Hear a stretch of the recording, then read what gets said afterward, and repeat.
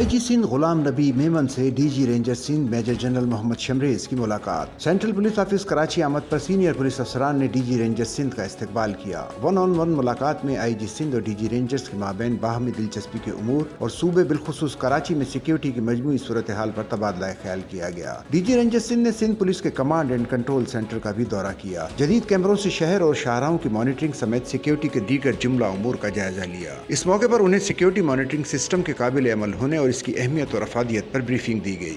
DG IT और DG safe city ने briefing दी। IG Sindh Ghulam Nabi Memon ने कहा कि जदीद कैमरों की तनसीब न सिर्फ जराइम बल्कि जाली और फेक नंबर लगाकर चलने वाली गाड़ियों के खिलाफ एक मौसर टूल है।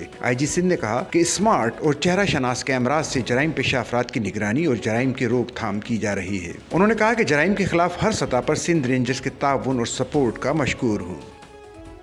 सच्चल न्यूज़ नेटवर्क की वीडियोस में खुश आमदेद। नाजरीन, वीडियो से मुतालिक अपनी कीमती राय का इजहार कमेंट बॉक्स में ज़रूर करें और चैनल को सब्सक्राइब करें।